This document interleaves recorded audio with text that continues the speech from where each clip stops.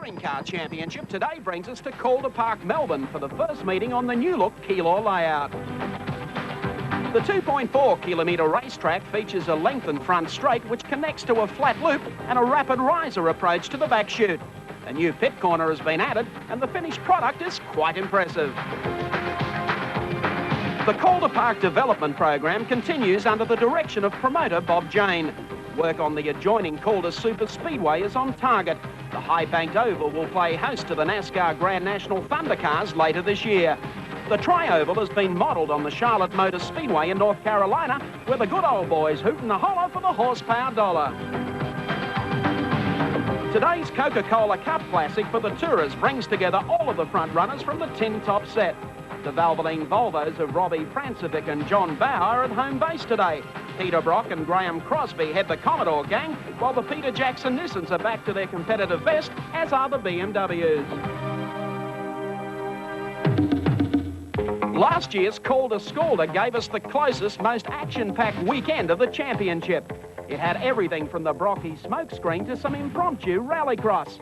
Those into body language appreciated the tail tapping, and there was plenty of fence slapping, slipping, some sliding, while a black BMW continued its gliding. Today's round is vital for Robbie Francevic. He's well on the way to locking up the championship, and victory here will guarantee the title for 86 is no longer up in the air. Quarter 6, flight level 410, Roger Wilco. Hey, that's me. Hello and welcome to our telecast.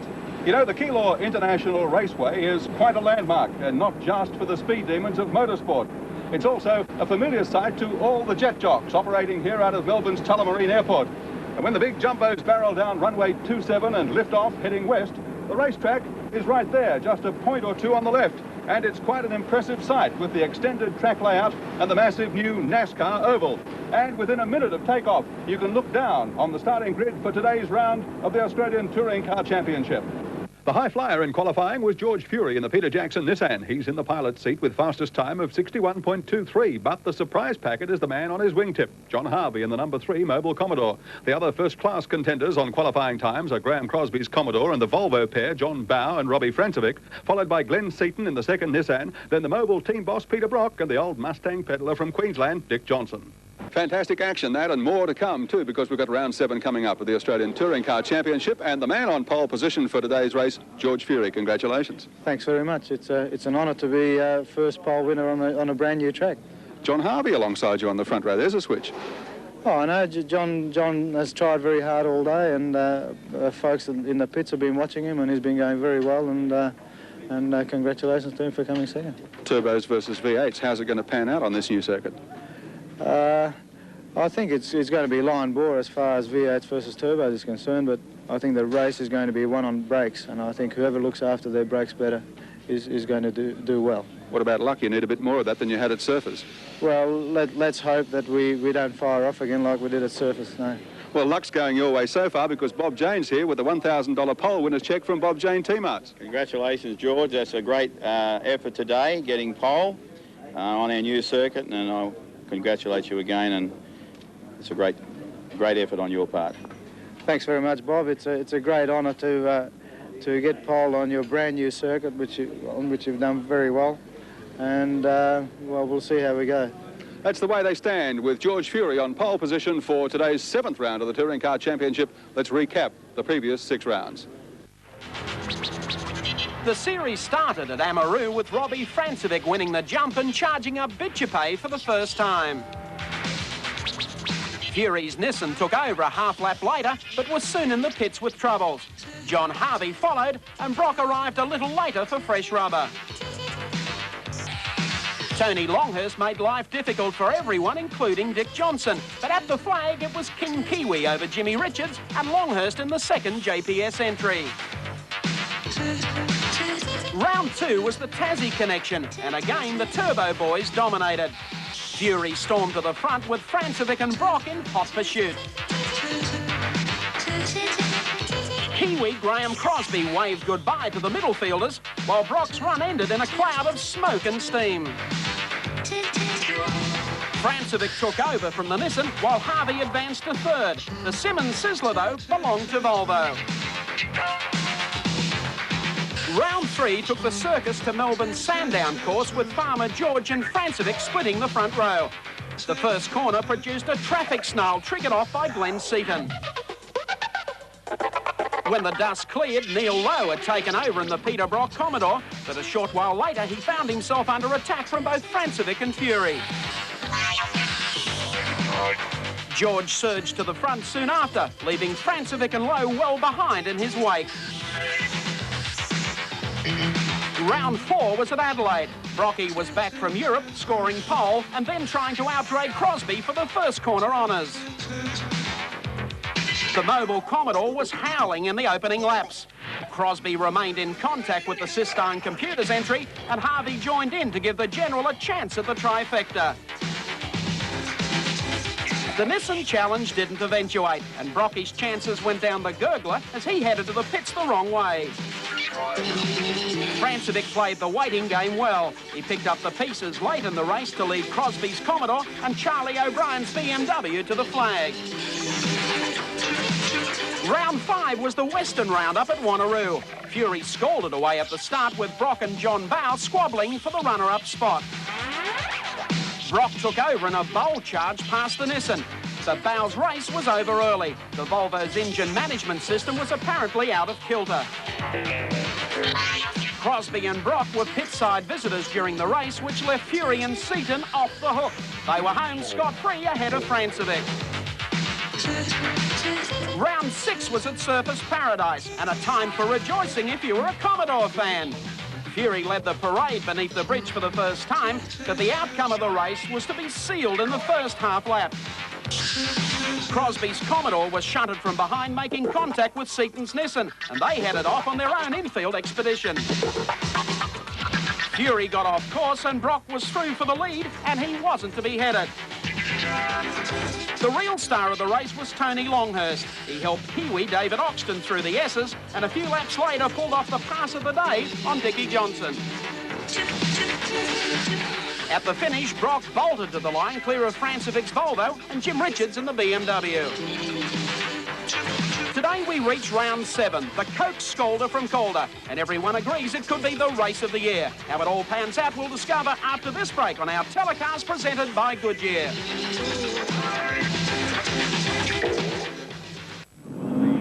Welcome back to Calder Park for the Coca-Cola Cup. Round 7 of the Australian Touring Car Championship. Let's look how they'll line up. George Fury has pole position in car 30. From 2 is 3 John Harvey. From 3 is Graeme Crosby. From 4 Robbie Francevic. From 5 John Bow. From 6 Glen Seaton. From 7 is Peter Brock. From 8 Dick Johnson. From 9 Jimmy Richards. From 10 Colin Bond. 11 is Graham Bailey. And 12 is Garry Rogers. And right behind them, David Oxton of New Zealand, Tony Longhurst, Johnny Smith and the Toyota. A full field, 24 cars. And the tension certainly has been building here over the last few minutes. We're about 10 seconds away from the start. Little George Fury has pole. Harvey starts outside of the front row. They're racing. Harvey wins the jump very cleanly too. And it's Glen Seaton who comes up very quickly into third. And Dickie Johnson made a very good start. Jimmy Richards being muscled out there on the back behind them as they head down the front straight, and I think it could be Seaton on the outside as they stretch it, going down into the right-hander at Valvoline. Just look at this. It's Fury on the outside, Fury dropping back into second, then Seaton. John Bow came up very quickly in car number 4, Graeme Crosby next, Dick Johnson, Peter Brock and Robbie Francevic really copping a bad one. So John Harvey, the leader of the 7th round of the Australian Touring Car Championship, as they crest the top of the hill. Coming down to Coca-Cola, and they sweep through here, working their way onto the back straight away. Harvey will lead it. Georgie Fury in second. His Nissan teammate Glen Seaton is back in third. Then the first of the Volvos, followed by Graeme Crosby, Dick Johnson and Peter Brock. Coming down now towards Glow Weave Corner, and Harvey in the second of the mobile dealer team Commodores, looking sharp. Big crowd on the hill as they come out of Glow Weave Corner and now work the front straight with 59 laps remaining. The first lap down, and the Commodore fans have gone quite wild with excitement on the hill. Harvey leads them across the strike. Fury in second, Seaton, then of course John Bow ahead of Graeme Crosby, and here comes a charge down on the inside by Seaton. Brock is there, and sitting behind Brock is Dickie Johnson. An intriguing battle, this one, on a new circuit, 2.4 kilometres, very, very hard on brakes, a 1 kilometre long straight, and it is over 60 laps. That's almost 1 hour of racing, and it will take its toll on not only tyres but also brakes. And that will be the thing, whether or not these heavier Commodores can withstand the pressure being served up to them by the lighter, more nimble and obviously very quick Nissan Skylines and the Volvo. Well, I tell you what, Harvey's going for broke. Yes, certainly proving that his front row qualifying position was no fluke. Apart from the fact having John Harvey having very good racing talent, and he has had for many, many years, Neil Lowe has been in this car for the last couple of weeks. You recall that Harvey didn't run at Surfers Paradise. Lowe has been, and there's Francevic in trouble. Robbie Francevic in real strife in car number 10. He's pulled off the circuit. The sign says Volvo in sports, and I think Volvo in trouble. Robbie Francevic, the series leader, and this is exactly what George Fury had been aiming at, that Robbie Francevic wouldn't finish one of these rounds, and that the points count back later in the season. You drop your worst performance, and that makes Fury start to look good for a challenge on Robbie Francevic. I was about to say that Neil Lowe has done weeks of chassis testing with this car number 3, while they gave the car a bit of a holiday from the 6th round at Surfers Paradise, and the brilliance of that engineer has made this car super sharp this weekend.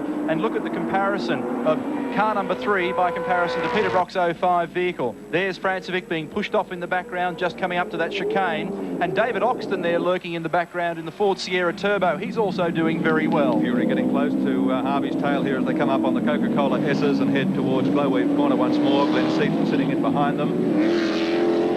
Then Graeme Crosby, who didn't get the best of the start, followed by John Barr, Peter Brock, Dick Johnson, David Oxton, and then Jim Richards. Harvey working the front straight. Here comes Fury, lining him up. Goes for the inside. Harvey appears. Has he got him covered? George Fury carries on. Looks for the inside run, going down to Valvoline. And here they come, under brakes. George Fury, car number 30, pole sitter for this Coca-Cola Cup race, disputing the lead with John Harvey, and Fury now goes through to lead round 7 of the national title. They're doing a genuine 160 miles an hour at the end of that straight. A hard stop through the right-hander, very gently easing on the power as they come to the top of the hill. All the leading drivers saying they had wheel spin right to the very tip of it. And then through here it is flat out in 4th gear. The good guys not lifting at all, and then back on the old circuit.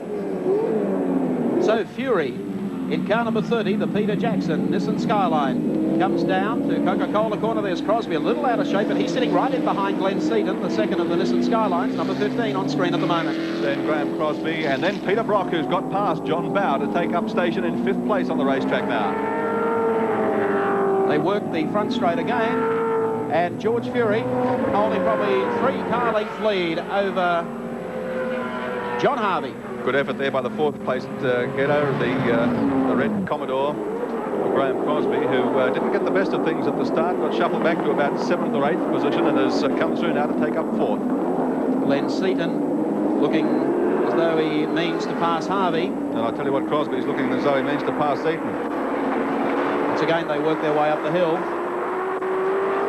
They drop off and head down to Coca-Cola after coming from Valvoline, the U-turn at the end of the front straight. Actually, they go close to the edge through that new section there. One slip and you're gone. Nose to tail, Fury, Harvey, Seaton, then Crosby. Graeme Crosby's in the thick of things. They come out of the turn and work their way onto the front straight. And there's the gap, the first 4 in the field. George Fury in the Nissan Skyline. There's Graeme Crosby sitting in behind Glen Seaton as they work their way, and there's Seaton making a move once again on John Harvey on the inside. Down the long front straightaway here at Calder.